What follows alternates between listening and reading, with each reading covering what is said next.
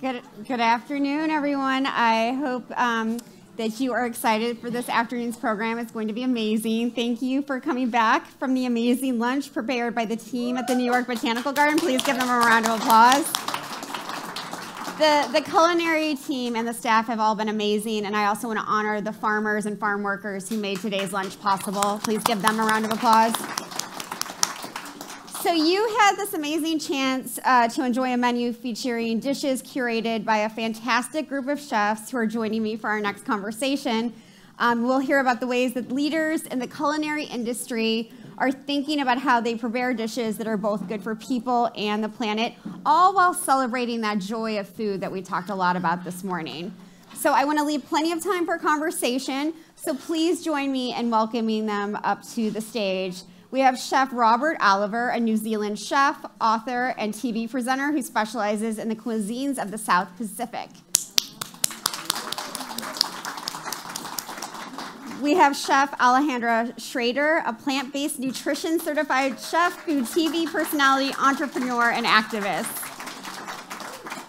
We have Chef Priyanka Naik, a New York City-based sustainable chef and Food Network champion. And we have Chef Nama Tamir, the co-owner of the Lighthouse Restaurants. Please give them a round of applause. They're all rock stars. I couldn't be happier to be sitting here with them all today. So, Robert, I'd love to start with you, if that's okay, because one of the things that we talked about when we last spoke was the responsibility that chefs have to help eaters think differently about food. And that's a responsibility that's happened maybe over the last 2 decades. I don't think chefs maybe of the past did it in quite the same way. And that responsibility not only includes things like seasonality, but it includes sort of the rights of farm workers, the rights of fishers. Can you talk about how you incorporate that responsibility into your own work? Sure. First of all, I want to acknowledge Jessica Harris here, who I did my first ever television appearance with on the Food Network about 22 years ago. Great. So this is full circle, Jess. I guess you're really alluding to the whole concept of food sovereignty. And in the Pacific, I'll tell you a bit about what I do, because it kind of incorporates all the elements you just spoke to. So first of all, true change is social. True change happens in people. And then second of all, and I love the speaker today, culture is holistic. So my view, in the Pacific, we have very high diabetes rates. We have the worst climate change effects in the world. Mm-hmm. And I knew from my work, I grew up in Fiji, that local food would address a lot of those things. So there'd been a turning away from the traditional food way of eating to processed food, etc. Everything that Jessica alluded to today, and the westernization, the mental westernization that occurs. So what I've done as a chef, I was on the big trashy MasterChef shows and My Kitchen Rules, and I was looking at my role on those shows and realized, I thought they were trashy, by the way. I was like, I'm on trashy TV. And, and then I realized, but everyone's watching, everyone's engaged. Yeah. And so Pacific Island Food Revolution, the project I run, is around using that mechanism to revive and revamp the traditional Pacific food system in Fiji, Samoa, Vanuatu, the Kingdom of Tonga, and Papua New Guinea. But in the process, all of those issues that you mentioned, ownership of IP, of recipes, of culture, they're all addressed, because I don't actually do the cooking. I create a platform that facilitates people in the communities presenting their own food culture. But it's on this big TV platform that makes it sexy and glamorous, and so it's been a stunning experience actually to do it, and tremendously successful. I can tell how honored you are by it, and I know all of you sort of feel how Robert does about using food as a way to create social change. So I'd love to hear from each of you how you do that in your work. Would you like to go first? Sure. One thing I want to bring back to the periodic table conversation you had, and something really insightful that Bruce German said, and he was talking about how science changed our diets, and in return, eventually the financial system changed our diets, and then marketing changed our diets. And as chefs, and kind of like borrowing from Paul Newman, right, we're these heroes with aprons as capes. And we have an opportunity to tell the stories every day to our crew, to our guests, and then obviously these opportunities, and inspire people to eat well again, and talk about the diversity and all the creativity that gets rolled into it. And it becomes a really positive, interesting, fun conversation if you think about the work that chefs do in schools and all of these other interesting, less intellectual kind of networks and frameworks. And it's a great way to start young and to start people with just breaking bread at the table and enjoying dinner together, and then coming back and trying maybe to emulate some of those dishes. So we get to bring the fun element and the community element and the eating together to something that otherwise feels very dark and serious and maybe depressing. Sure. Alejandra and Priyanka, can you talk about the role of chefs and how you understand it and sort of that responsibility? Yeah, so I think for me, I'm a self-taught chef, and that was very intentional. Similar to Robert, like going back to my background, I'm first-generation Indian. I'm actually born and raised in New York City, specifically Staten Island, the Forgotten Borough. And if you know anything about Staten Island, and this is very relevant to the conversation, it is very homogenous, you know, Roman Catholic, Italian. They don't look anything like me or my family. And that played a huge role into my obsession and love for food, and also my family's emphasis on how important it is to stay in touch with our roots and culture through food. And we also grew up vegetarian, which this whole aspect of my life will play into my love for the environment and my obsession with low-waste cooking and low-waste living. And I think for me, because I grew up with the food-obsessed house, also a house that was very, very good at cooking, I actually did not take the path of going to culinary school. I went to traditional undergrad. I had a whole other life in tech, parallel pathing my chef career, which is a whole other panel and conversation in itself.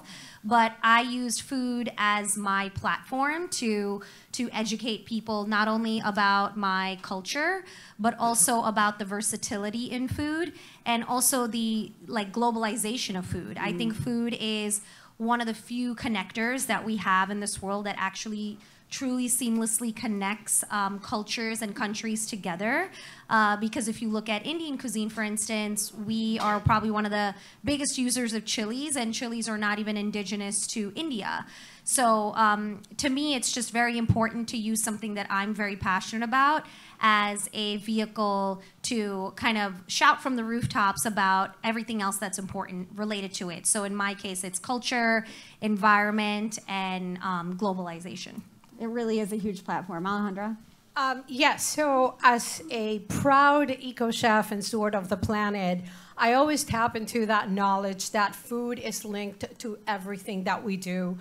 It's our source of sustenance, and it allows for livelihoods of the farmers that bring that food to our tables, etc. And there's not a coincidence that food is linked to all the sustainable development goals, right? Like, it allows for communities to thrive, for peace, for so much. So as I am mindful of that concept, I like to use food as a way to educate and empower people that look like me.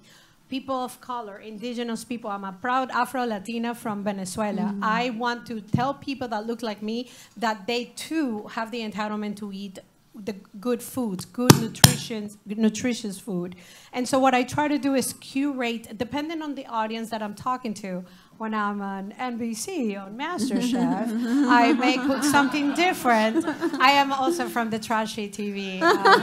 Same. Gordon Ramsay called me lean cuisine because I chose to cook with plants. And I am like, I have this platform where I can showcase the biodiversity. And this was before I even pursued this as a career, but I thought I had the responsibility. With privilege comes responsibility, right? So I want to show people that no matter what their socioeconomic status, race, or location, they too can eat healthy.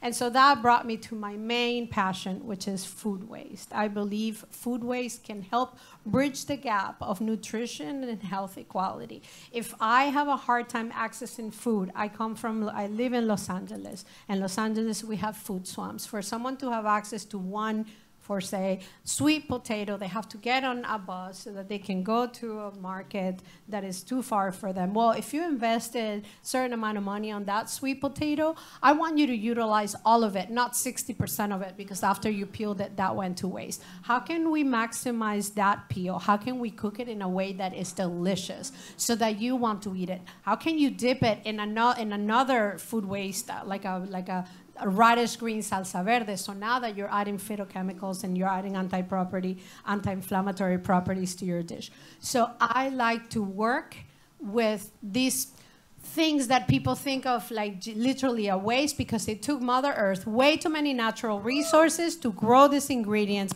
way too much work and sweat on the forehead for those farmers that were there in the land, and ultimately way too many energy to bring it to our table. So I think that has to be at the center of our conversation. Amazing. Thank you so much. Yes. I love that you mentioned the right to good food, but we also have the right to watch trashy food TV too. So I consider that my constitutional right. Robert, I want to come back to you. One of the themes that we've been coming back to a lot today is how empowering food can be, and we've already discussed it on this panel. But you have said that food awakens people, and I'm wondering if you can talk a little bit more about that. You know, food is one of those things that intersects, like Alejandra said, it intersects, local food systems, especially indigenous food systems, we say local in the Pacific, intersect with a positive climate change action, with health, with maintaining a diverse food system, et cetera, et cetera. A whole system thing can be led by a cuisine. Yeah. And what was the question again? You awaken people with food. You awaken their senses. Okay. You awaken all their responsibility. Yeah. Early onset. It's all good. The other thing about food is it's not just those agenda items. It's also culture and identity and grandma and memories and joy and sharing and ceremonies and birthdays and community.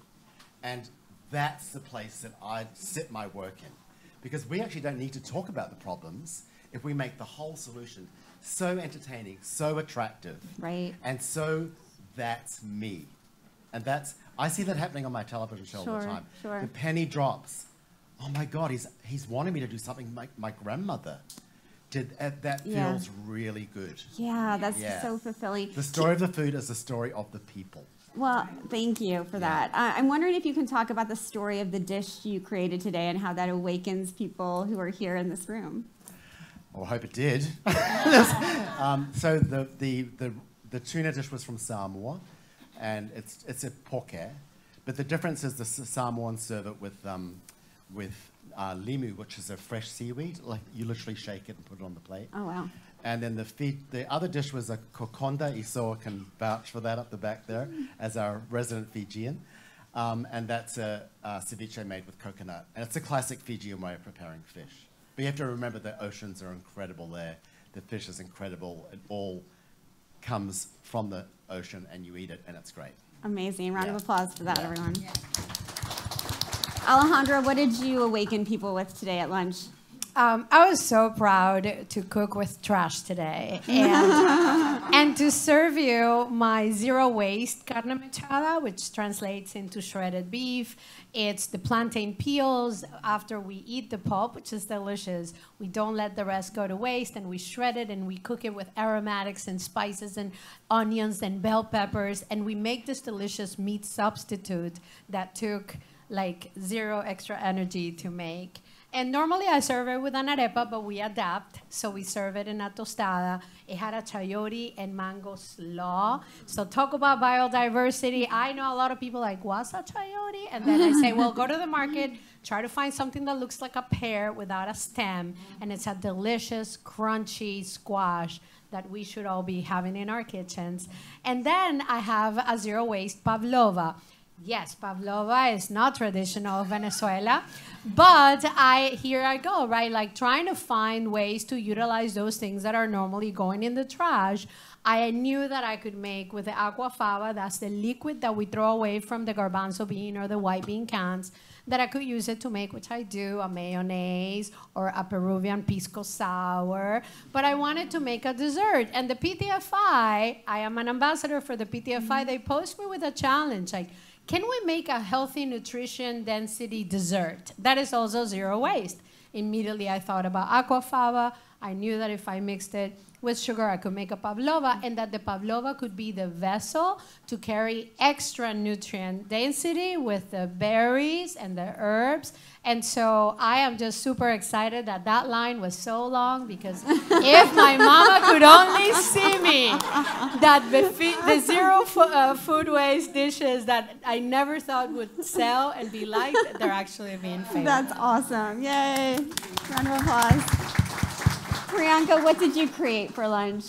So I am a vegan and low-waste chef, and as mentioned, I grew up vegetarian, and I'm from Mumbai, and street foods are huge in India. I will be biased and say that where we're from has the best street food, and one of my favorites is pani puri, which is, the puri is a semolina puff. It is traditionally filled with boiled potato and chickpea tamarind chutney, and then it's dipped in the pani, which literally translates to water, but it is chutney water that's essentially made with tamarind, chilies, ginger, mint, fresh coriander, and you dip it in the water and you eat it in one bite. And you know, in India, and when we eat this at home, you're eating like 20 or 30 at a time, and it's very, very fun to eat. And I wanted to bring one of my favorites to kind of bring it to the stage. And the idea that I had was with mango, because I actually last year developed a recipe for a mango peel chutney. And when I say developed, like, I'm not reinventing the wheel. A lot of what I do is taking what Indian people have done for thousands of years and sort of reinventing it. I did not create mango peel chutney. It's been being made by grandmas and ammas like for many, many years.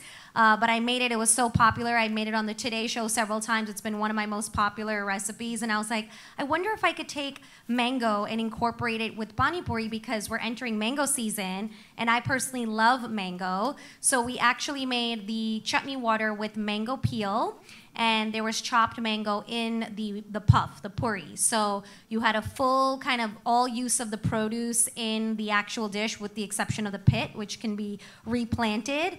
But I hope you enjoyed it. It's supposed to be very fun to eat. It's sweet, it's spicy, it's tangy, and you should feel like you want to come back to eat like 10 more. Yay. Woo. Nama, what did you make? Well, first of all, I definitely wanted to eat 10 more of all of those dishes. We made a roasted kohlrabi dish, and similar to my panels, we also think a lot about how to use and incorporate an entire vegetable. We call it recipe coupling. So anytime we make a recipe, we create another recipe to think about what parts of that vegetable, meat dish, whatever we're going to use. And so one, it allows us to buy really great ingredients and get the most out of them financially. So if we're buying from an organic farm, we definitely want to make sure that we're utilizing to the maximum. And then kohlrabi is part of the cabbage, cauliflower, broccoli, and Brussels sprouts, and all these other sort of like stars in that world, but maybe less used. And so when we're planning our menus, we definitely work with farms on what is maybe a little bit hard to sell, what is maybe a little bit less known, and we want to bring that story. One, because I think it's a really interesting way to have a conversation with our guests. If there's an ingredient or a vegetable that they don't know, it's an opportunity to have that conversation, to introduce it to them. And so the meal becomes interesting, the conversation is interesting, and we're helping farmers have that biodiversity that we heard about all day long by supporting these less known vegetables, these less known cuts of meat. We're allowing them to have a much more sustainable farming practices and introducing people to just things they didn't know before and are really exciting. And so delicious and so joyous. And that's what I've always appreciated about you and all of your work and that storytelling that you're so good at. Robert and Alejandra, you've both been heavily involved in the Periodic Table of Food initiative. And I'm wondering how you think it creates an opportunity for chefs to celebrate the nutritional, environmental, and cultural benefits of the food that they are making every day in their kitchens. For me, it's quite early days. For me, although I'm really beginning to appreciate the value, for us in the Pacific, well, for what I do at least in the Pacific, PTFI represents an opportunity to, culture as a solid foundation for health is not particularly well understood by the health investment folks like the WHOs, the FAOs, etc. But PTFI is able to add that framing, that scientific framing, to say, yes, your culture is awesome. Yes, it will save all this, save your life, save the planet. Big surprise, the same food that looks after the individual also looks after the planet. But the other thing that I'm excited about PTFI, working with them, is that the degradation of the diet to the processed food diet, that has not particularly been analysed. So to me, the counterpoint between, yes, this indigenous food system and this processed food lifestyle being wrapped in science is really exciting. Yeah. I wear myself out trying to explain to the big donor agencies, etc., in the Pacific, the value of culture. And I think that PTFI is going to provide that argument. I think so too. That's great. Alejandra? Right. So for me, it comes from a standpoint of knowing what's in our food. Robert and I were talking earlier about how intuitively, as a chef, I think, I am an architect by training, and so I think of food as form follows function. And so I am thinking about nutrients. Is there enough protein? Is there enough fiber? Okay, so I have my food waste component, and now I have to think about colors and eat the rainbow and palatability and all of these layers that it takes to create something that we feel proud to put on a plate. But a lot of the information behind some of the attributes of some of these ingredients, I didn't have access to. Sure. So, in some of the food waste ingredients, I have an idea, for aquafaba, I was talking about earlier, it's made from garbanzo beans, and there's protein in garbanzo beans, therefore there might be. The guessing is over. I have the PTFI to bioanalyze these ingredients, these dishes, and to corroborate, yes, there are all of these healing properties, all of these nutrients in the food that you are using. And to me, what it allows me to think about is, guys, food has to be delicious. Food can be gorgeous, nutritious, but it has to be delicious. And number two, we can have all this beautiful data that all you beautiful scientists are creating for us. But unless we make this food delicious and good looking, people are not going to eat it. And unless we show people how to utilize this data in a way that is literally digestible for them, it's not going to be as useful. And so I think that we have a huge responsibility to then make that connection. And so, if the person doesn't really care all the nutrients that came with that particular dish, I do know that. And as long as it's delicious, they will eat it. And so we all win. Brava. Thank you so much. So this final question is for all of you. And I wonder what it would make it easier for you chefs to do your work around food waste prevention, raising awareness about seasonality, health, and nutrition. What would make that work easier? Is it policy? Is it more science evidence? What is it? Priyanka, can I start with you? I would say it's probably a combination of all of the things, right? And I would say it probably starts with the individual, which is why I use a lot of my platform and a lot of my media work to focus on what can we as individuals do at home, or what choices can we make as individuals to help move the needle a little bit. Formally I was like, oh, I wish we had these certain policies in place, or I wish we offered this. I wish New York City had composting bins everywhere. But it's like, I can't, as an individual, I can't wait 5, 10, 20 years for those changes to take place. So I would say I still preach that individuals have the power to make more change than waiting for, a big governmental or corporation change. But I think we need a little bit of everything, to be honest. And I know nothing is going to happen overnight. So I rather take matters into my own hands a little bit than wait around for someone else. Love it. Thank you. Nama? I have to agree. I think for a change, we kind of need it all. Food is, at the base, is very simple, right? We eat it because we're hungry, or we eat it because it's tasty. And it's all these other elements of the story over time that got us to this place where it doesn't feel so simple. It doesn't feel like we have access to all the information.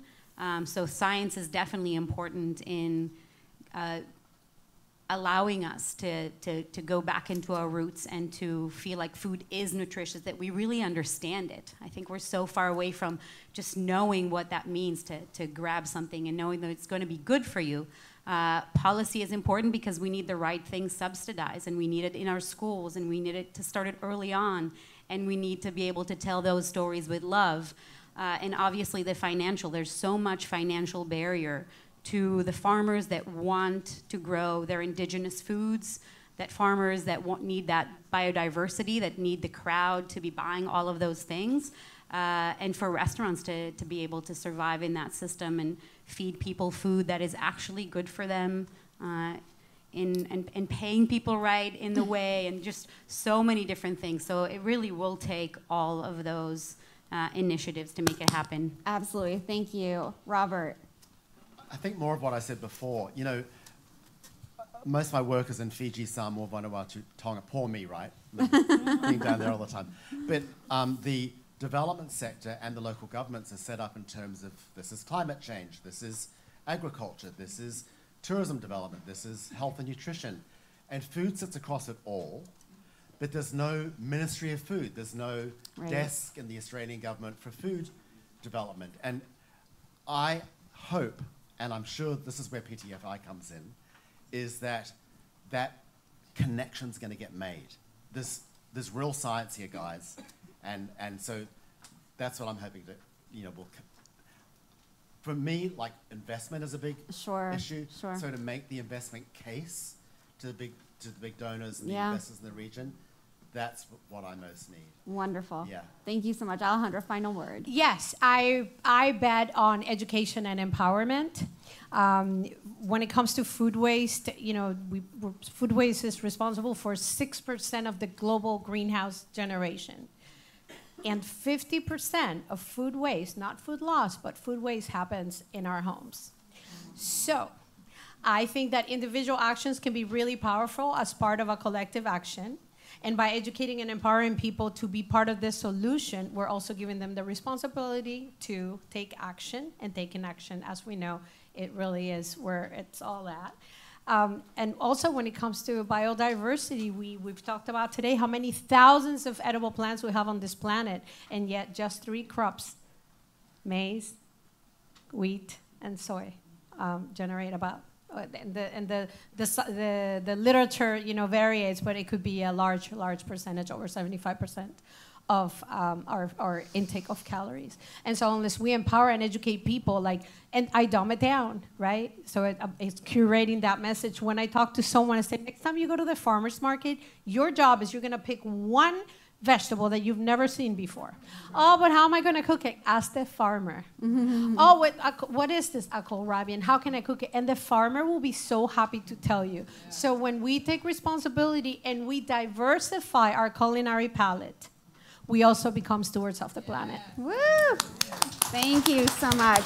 Please give a round of applause to all of these amazing chefs and thank them for the dishes they created today. Thank you all so much. I have to say that one of the best parts of my job, it's always a true honor to talk to chefs who have, you know, really embodied this responsibility of teaching us all about seasonality and food loss and food waste and so many other issues. So thank you again to them.